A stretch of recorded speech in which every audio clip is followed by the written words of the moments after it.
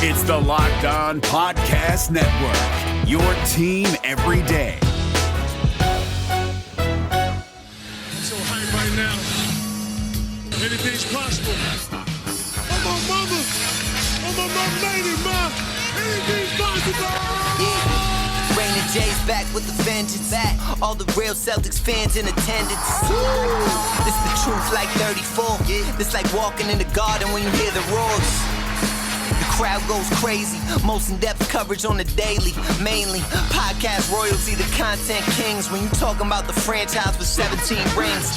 Focus like Danny at the deadline. Global, but it got a local feel like the red line, the blue line, the green line. Play it in between time. I'ma throw my C's jersey on in the meantime and press play. When the F's done, I can't wait until the next day. Trying to stay in tune with the C's, that's the best way.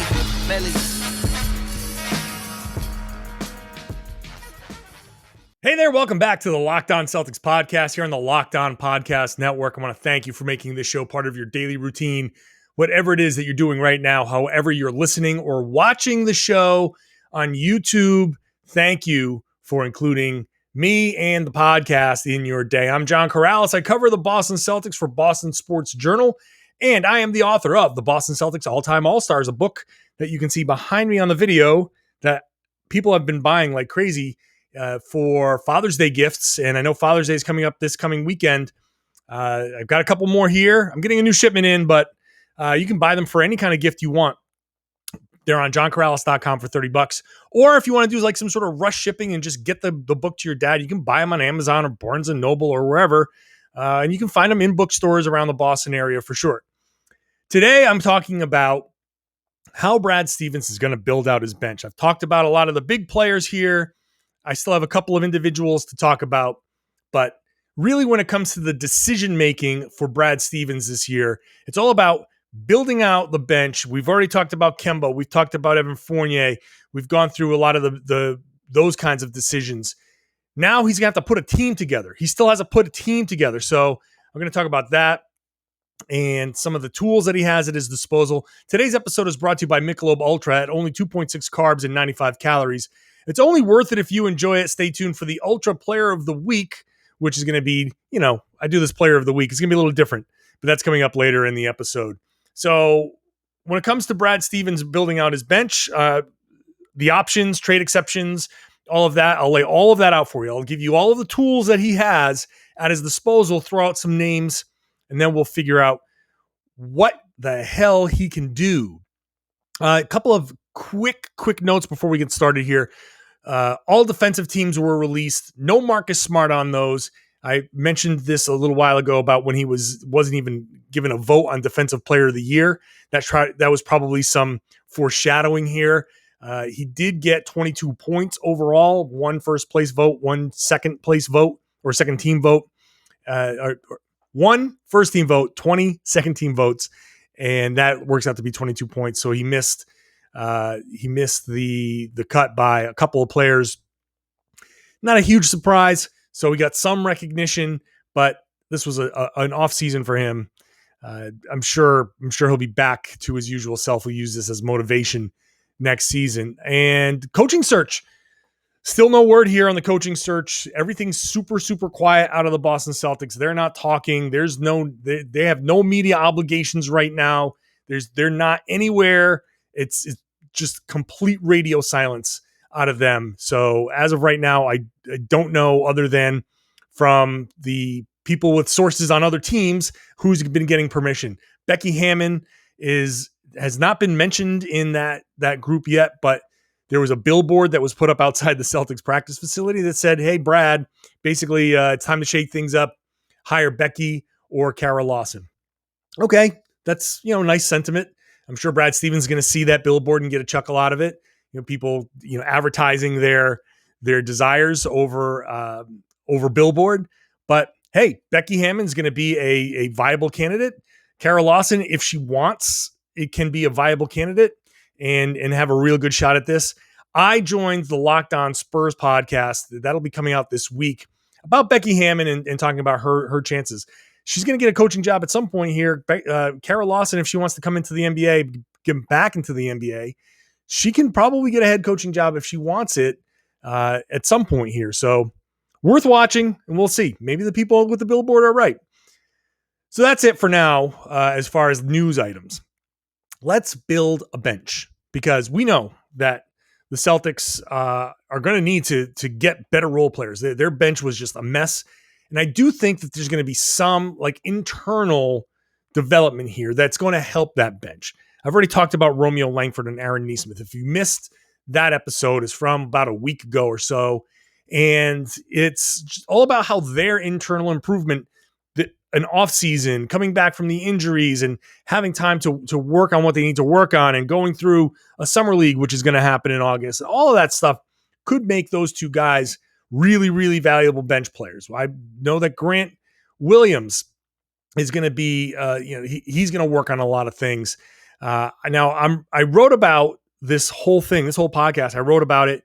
It's going to be on Boston Sports Journal in the morning, Tuesday morning. So maybe you're listening to this and it hasn't come out yet, but I didn't mention Jabari Parker, and I didn't mention it in the written piece because he's one of those imperfect types of players. And maybe I should just save this for the third segment, because when I get into some of the names, you'll see lots of imperfect players here for the Celtics, but they certainly can. Jabari Parker gets mentioned up top because he's already on the team. He's already under contract. It's not guaranteed. I think there's only like $100,000 guarantee.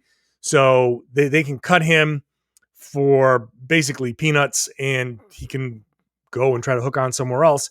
But he is also the type of player that can, be useful once every 4 or 5 games, right? So the Celtics have some internal development. And I'll get more into that in the second segment as well. But here are the tools that Brad Stevens has. When we're trying to figure out how the hell does Brad Stevens build out the rest of this team, he has a few tools at his disposal, right? So he's got, if you're looking to sign players, you can only sign somebody with the taxpayer mid-level. They're not using the full mid-level, which is like 9.3 or something, 9.7. They're going to use the taxpayer mid-level, $5.9 million. It does not hard cap them. The hard cap, as I've talked about many times on the podcast, I talked about it with Keith yesterday, was the hard cap is you got to avoid that at all costs, because no matter how the Celtics do business here, they're going to be really up close to that tax line and really close to that hard cap. So they don't want to be handcuffed here. If they hard cap themselves by acquiring somebody via sign and trade or giving somebody the full mid-level exception, then there exists a possibility that they can try to do business. Something unexpected comes up later on, and a player that you could have gotten via trade that would have put you up above that hard cap line, now you can't because you've screwed yourself. So taxpayer mid-level, $5.9 million. If you're looking to sign a free agent, that's the most the Celtics can spend on a free agent, $5.9 million. They also have something called a biannual exception. You can only use it every other year. They didn't use it last year. They can use it this year. If they don't use it this year, they can save it for next year. $3.7 million. That can be a 2-year deal, 5% raises. That's it. $3.7 million. That's all it is. It's little tiny bits that get you above the league minimum. They have the remainder of the Gordon Hayward traded player exception. In fact, they've got currently five different traded player exceptions that they can use. Gordon Hayward's $11 million, basically. Daniel Theis, $5 million. And Enes Kanter's 4.7, almost 4.8. Jeff Teague's is 1.6. Vincent Poirier is $340,000. Now, they could use any one of those before they expire, and they expire at different times. It's usually 1 year. It's been a little weird this year because the expiration dates are a little more fluid because of the COVID and all of that. But the Celtics can trade for players. If they send Kemba Walker out, they can trade for players, and they could theoretically bring in, or they can send out draft picks, and they can bring in a $5 million player, a $4.7 million player, a $1.6 million player. They can do that and acquire them in these traded player exceptions and be fine. And you have Haywards, you can trade for a guy that makes 11 or less and use it that way. You cannot combine all of these. You cannot take all of them and create a $22.5 million traded player exception. You cannot do that. You cannot combine them. You cannot combine them with a player. So you can't take the Hayward traded player exception, throw in Daniel or Tristan Thompson and say, here's a $20 million offer. You can't bring back a guy who makes 20. This isn't money that you add. If you're new to the podcast, I've kind of called it like a coupon, where you get a coupon for a player making $11 million or less. You can only use that coupon on a player, and you can split it, but you can't add to it and say, here's my coupon plus $10. No, it's just the coupon. That's all you can use. So they have 5 different traded player exceptions that they can use early in this offseason that could work. A couple of them can carry forward. So that, the Daniel Theis one, the Jeff Teague one, so they can save those. But that's what the Celtics have as far as traded player exceptions, tools to sign somebody, and that's it. You can sign minimum contracts. Doesn't matter. The only thing that matters with that is the hard cap, which we said the Celtics are not going to do. So if the Celtics aren't going to hard cap themselves, and then that means minimum contracts, middle of the season. Sure, this guy got cut. You can bring him in, give him a minimum deal. That doesn't mean anything. It has tax implications, of course, but it doesn't matter what your cap situation is. Obviously, you can make a trade. They can trade Marcus Smart for player and a player, and that they can do that. But as far as other ways that they can acquire somebody without giving up things, this is it. It's not a lot. It's not a lot. So when we come back, we'll get into, okay, who stays, who goes, what are we looking at, and what exact type of roles are the Celtics trying to fill here. Right now, it is time for the Michelob Ultra Player of the Week. Now, last week I gave the Player of the Week to the Player of the Year, which was Jayson Tatum, who has the potential to make an all-NBA team, and his playoff performance, the end of the season performance, especially after Jaylen Brown's injury, was amazing. So he's already gotten a Player of the Year type of thing. Now I'm going to go back and give another similar, but I'm going to call it Player of the Regular Season. And I'm going to give it to Jaylen Brown. Why? We're looking at the enjoyment and happiness that Michelob Ultra provides, and how do we see that in Jaylen Brown's game? I see that by Jaylen Brown making a leap forward. And I'm going to do a Jaylen Brown podcast and a Jayson Tatum podcast. And I think that Jaylen Brown needs to be recognized for the jump forward that he took without benefit of a big offseason, without benefit of, a lot of it, so much time to add to his game. You need to work a lot on adding your game.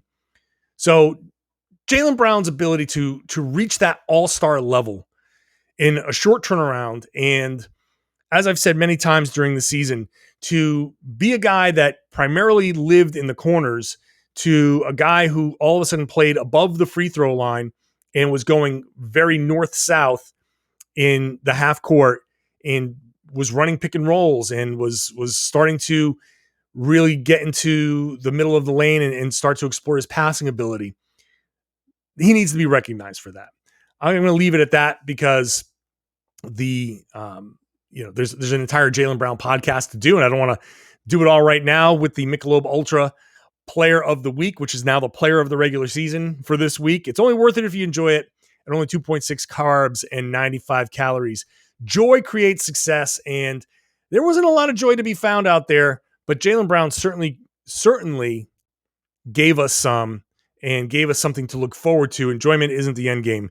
It's the whole game, and we're looking forward to enjoying the Boston Celtics next season with the Michelob Ultra and Jaylen Brown making another step forward.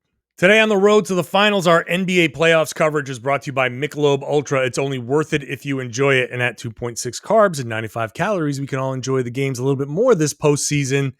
And shout out to the Atlanta Hawks coming back in a game that seemed like no one wanted to win.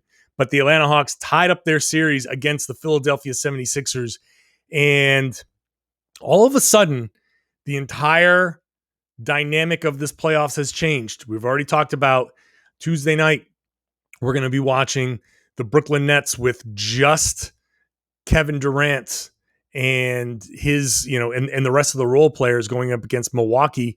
And suddenly the Bucks might be favored in this series. No Kyrie Irving. He's out with a sprained ankle. No James Harden. His hamstring's still not right. So you got that. All of a sudden we're looking at, instead of Sixers and Brooklyn, we're looking at Milwaukee and Atlanta as a potential conference finals, which is going to be wild. But that series is only 2-2. The concern is with Philly, Joel Embiid looked terrible down the stretch. He's clearly hurt. He's clearly hobbled. He was very clearly gassed and tired and frustrated. So we'll see. We'll see how that goes. But moving on to the Boston Celtics AllStars. Offseason AllStars. Right now, we're going to look at who's really sticking around here. What's the situation? What role does Brad have to fill on this team? So in this scenario, I'm going to keep Marcus Smart. Okay, people have talked about trading him. I'm not looking at him being traded. I still think that he only gets moved in a superstar type of pursuit deal, a third star type of pursuit. So right now, Marcus Smart sticks around. Obviously, Tatum and Brown, Robert Williams, those are your four starters right now that I feel good about sticking around. There's no guarantee about Tristan Thompson, but if they move him, I don't think that's the first thing that they do. So for now, I still think that he's going to stick around. He might move at the deadline, but I'm not pushing him off. Neesmith, Langford, Grant Williams, Peyton Pritchard. That's 9 players right there. I feel good about all those guys. Obviously, anything can happen. None of these people are safe except for Tatum. And I think Jaylen Brown, though, people seem to want to trade Jaylen Brown a lot. So 9 players there. The Celtics have the 16th overall pick in the draft next month. I think I'm going to assume that they'll make that pick and keep it. And that's going to be a person that can contribute on, they hope, on a rookie scale contract. That's 10. So that leaves 5 empty spots. We've got a point guard. They could use another point guard in this scenario because I don't think that Kemba Walker is coming back. The more I think about it, the more I look at the tax numbers and how expensive the tax really, really is. I don't think people know how expensive the tax is. When you look at, when I laid it out on Boston Sports Journal with the Evan Fournier deal, paying Evan Fournier, if he made $20 million, the tax on top of that is going to be like $45 million. It's a big time tax bill for just one guy. If it was only $20 million over the cap, that's a $45 million tax bill. We keep saying, spend the money, owners. That's a lot of money to pay in taxes. So I think that it's going to be, the edict is going to be, you got to move Kemba. You got to get this down. So we're either not paying the tax or we're paying a minimal tax bill. Like, paying the tax might be unavoidable, but let's see how close to avoidable we can get it. Might be the message. So I'm going to assume that Kemba's gone. Now, it doesn't mean that I want Kemba gone. I actually think that Kemba Walker is still a good player. I think we saw at the end of the season that he's still a good player. And a new coach coming in can be like, hey, look, you're basically going to be our sixth man. And we're going to use you. We're going to give you your 30 minutes a game or so. But it's going to be in the middle of the game. And it's not going to be to start and it's not going to be to close, generally speaking. But you're, obviously going to have a huge role. That might be something that Kemba Walker is going to have to just deal with for the rest of his career. But I still think he'd be great in that role. So it's still possible that he sticks around. But the Celtics need to fill, I think, 5 spots. You have a point guard in Marcus Smart. You have a point guard in Peyton Pritchard. But Smart, first of all, tends to get hurt. Just playing like Marcus Smart. So you're going to have a strain, a sprain, an ankle, a cut, a something that's going to sit him down for a week or 2 or something like that. Right? So that you have to prepare for. So you got to look for another point guard somewhere, someone that can be a good backup if you're not going to have Kemba. Pritchard's obviously going to have a lot of time in that role, but I think you're going to need to find yourself a bigger guard somewhere because Pritchard is small and as good as he is, unless he's really consistently making those shots from 30 plus feet, that he's going to be tough to account for in the playoff situation because he's going to be targeted, and he's got to be such a good offensive player that he makes up for being targeted, and he's got to be a tenacious defender, and maybe he can get some steals and maybe he can make it tough. But right now we're going to have to see him. He's going to end up being targeted, and maybe Romeo Langford can slide into that role a little bit defensively, but that still leaves the Celtics a little too small at the guard spots for my liking. Nothing that they can't overcome, but certainly a priority. Obviously, you want some scoring off of the bench. However that can happen, you have to. It seems like the Celtics are going to definitely need to find a shooter somewhere, somebody that can fill it up and give you 15 points off the bench, and then some size. You want to make sure that you're good in case Robert Williams is, that hip acts up, or if something else goes wrong, he hasn't been able to get past some of these issues. You got to be prepared for that. Maybe it doesn't come up, but a third big. So do you bring back Luke Cornett? Is he an emergency guy that you bring back on the minimum or close to the minimum? That's certainly a possibility, but you're going to scan the league for some of these guys, a big, maybe a stretch big, some wing help. You just kind of need everything across the board the way this is playing out. And somewhere you're going to need to find yourself a point guard. So with that, we're going to come back and look at some of the names and some of the possibilities. This really gets complicated.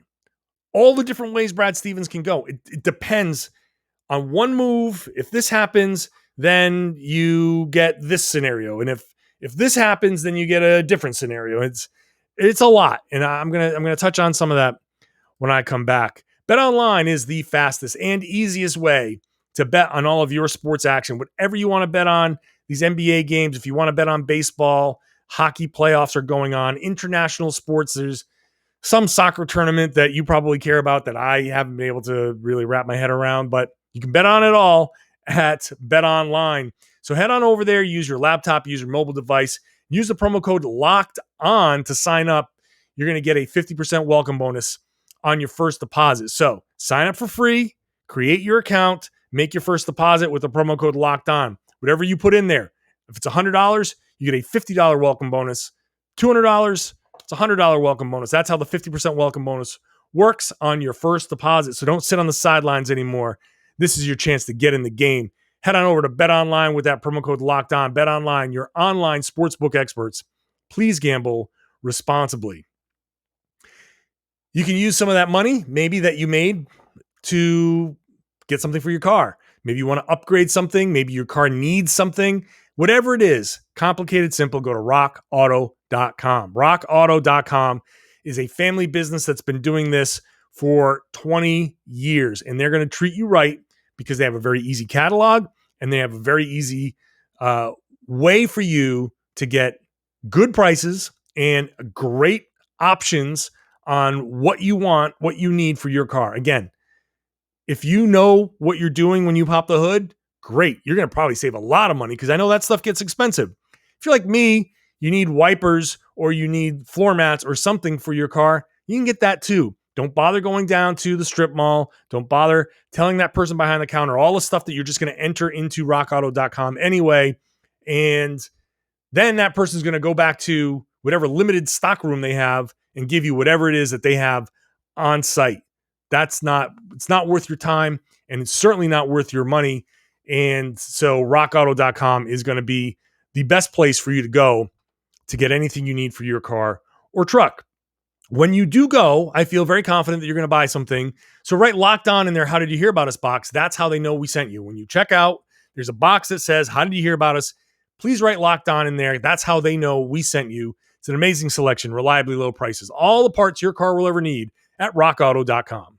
I mentioned that Brooklyn Nets scenario earlier where it's just Kevin Durant, no Kyrie, no James Harden. That's going to be the topic of discussion on the Locked On Today podcast. That gives you all the news you need in less time, just about 20 minutes or so. Check out the Locked On Today podcast, wherever you get your podcast, wherever you found this podcast, or on the Odyssey app, wherever you get podcasts. So the Celtics have, as I explained earlier, 5 different traded player exceptions. So they have options to trade for a player, maybe just give up a draft pick.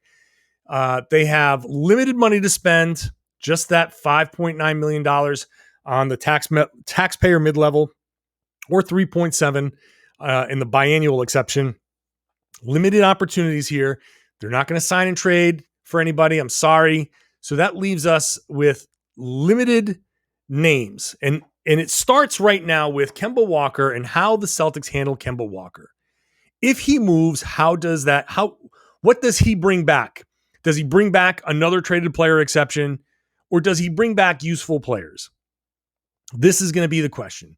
And I go back to Ryan Bernardoni at Danger Cart on Twitter, who tweeted out a suggestion of Patrick Beverley, Luke Kennard, and Yogi Ferrell, which is an intriguing possibility. They can turn around and flip Patrick Beverley. They can keep Luke Kennard. He becomes potentially a scorer off the bench. Hopefully he becomes more consistent and not as much of a liability on defense. But if they can pull this off and they can turn Beverley into something different. Now he suggests Thomas Satoransky out of Chicago, flipping Beverley for Sato. That would be, I don't know if that's possible or likely, but this is the type of thinking.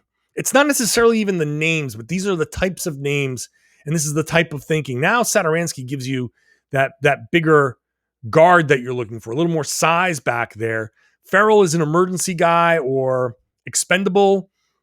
Kennard, again, could be a shooter. You can really get 2 of your needs in this deal, in this series of deals.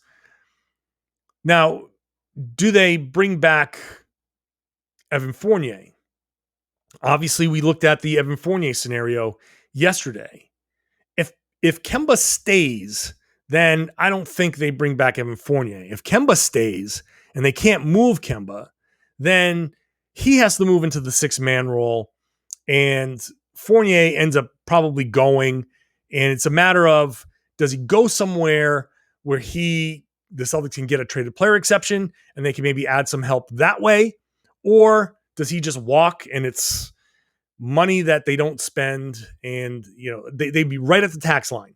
So they'd have to make some other moves to kind of get under the tax line. And maybe that could be what happens.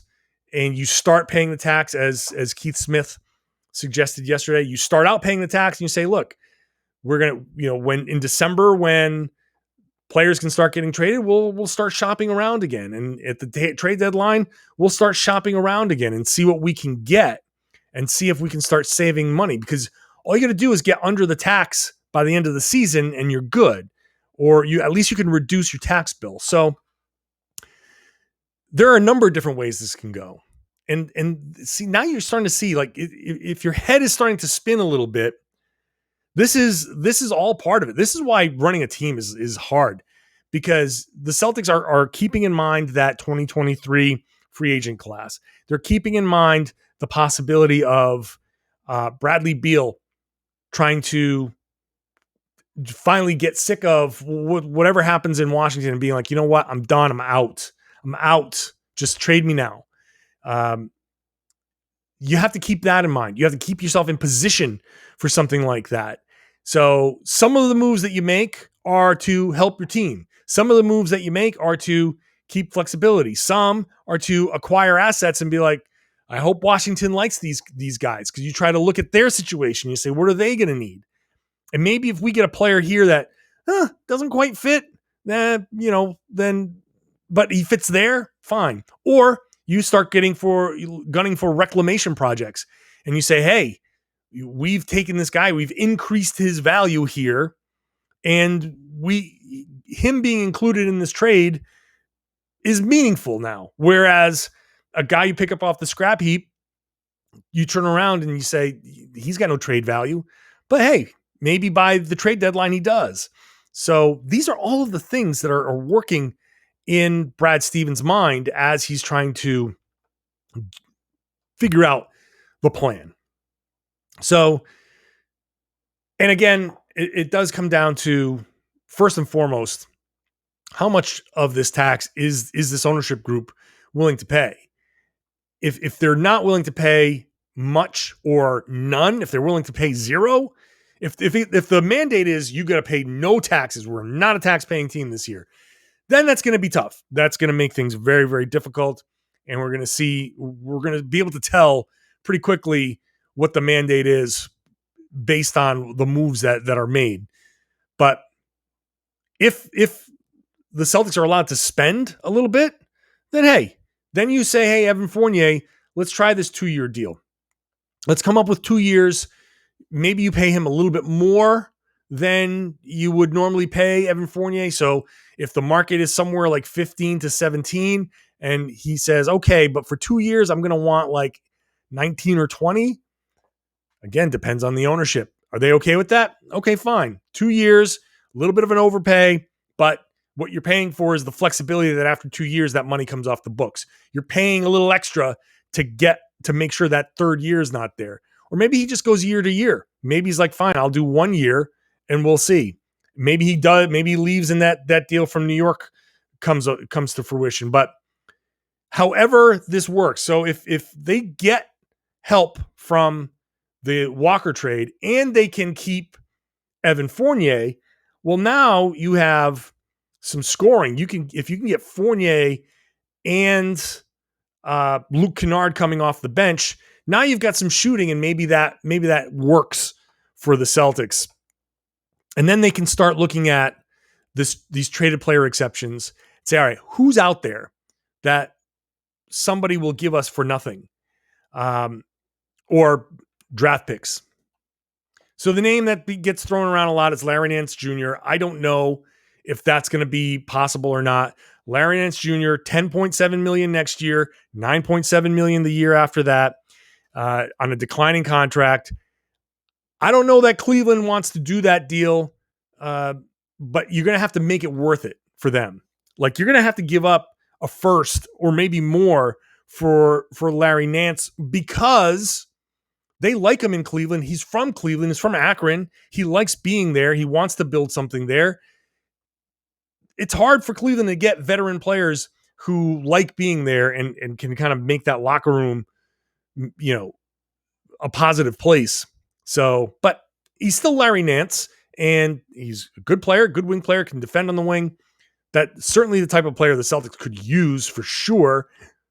It's just a matter of, are the Cavs willing to move from him, and are the Celtics willing to give up the little extra that it would take to pry him away? Now I'm looking around and I'm trying to figure out which reclamation project is out there for the Celtics. And one name that came up is Juancho Hernan-Gomez from the Minnesota Timberwolves, who admittedly had a god-awful season last year. I thought it was terrible last season. And that's why he's a reclamation project, right? Here's the number. Okay, first of all, 25 years old.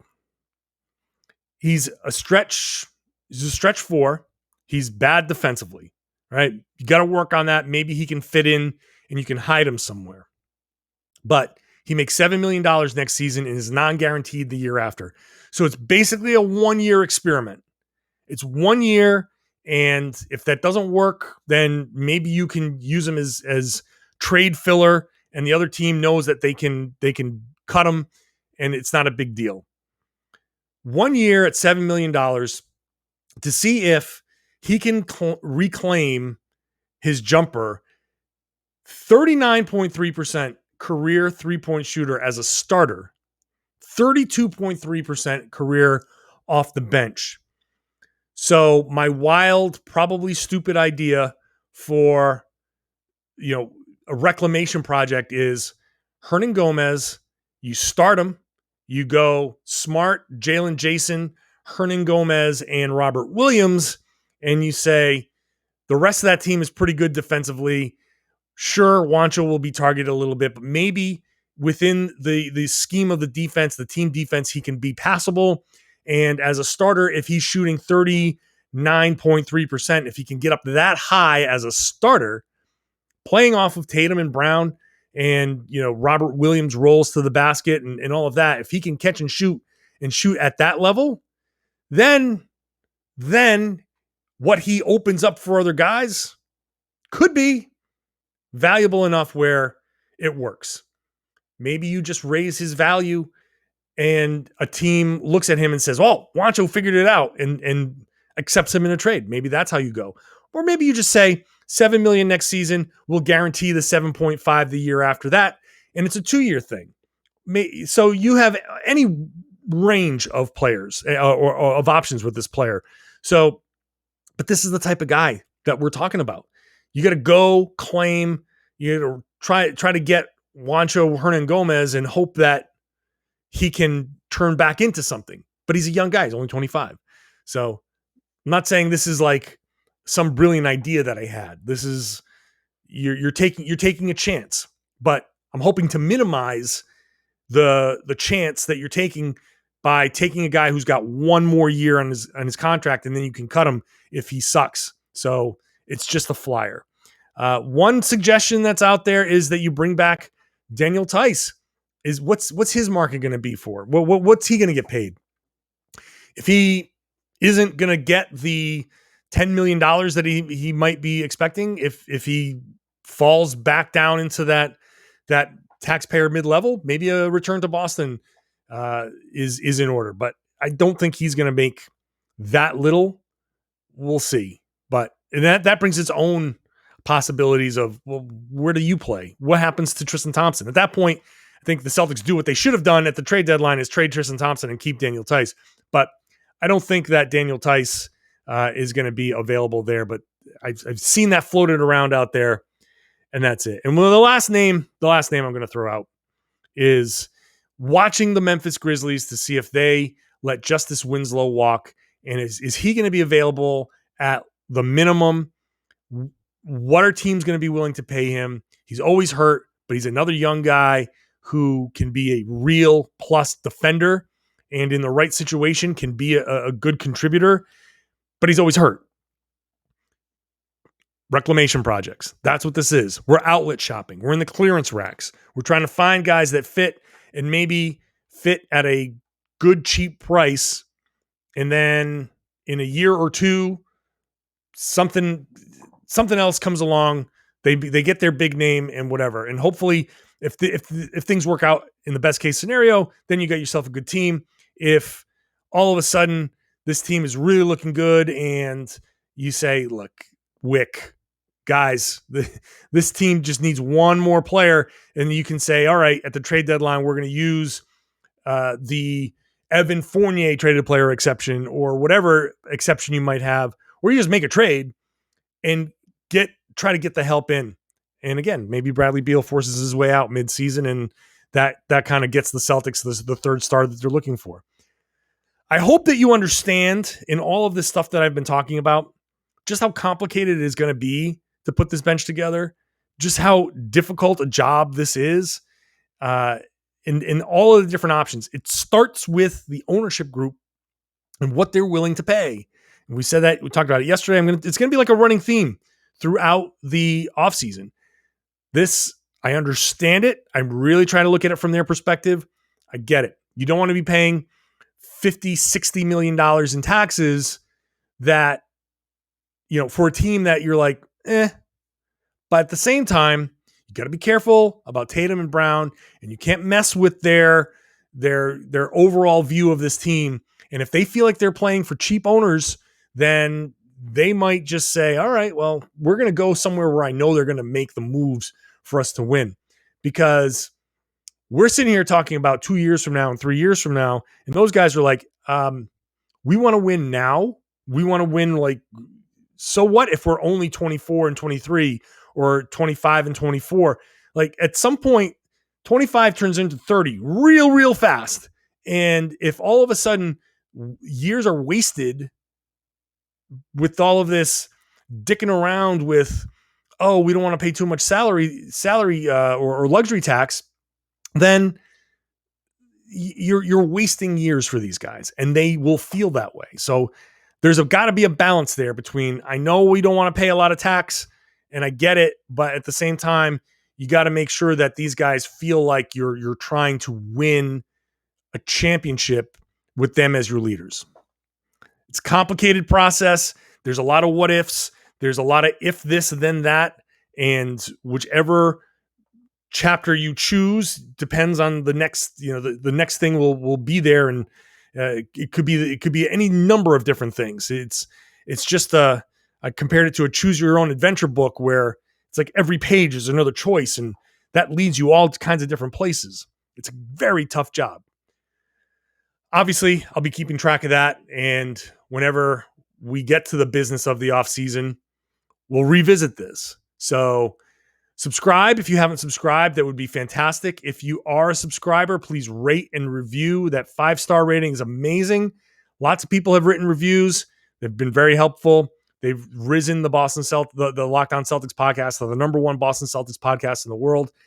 If you're watching on YouTube and you're new to the show, it's been a podcast for a long time. It's just now on YouTube. So, feel free to share that as well. Subscribe if you haven't done that.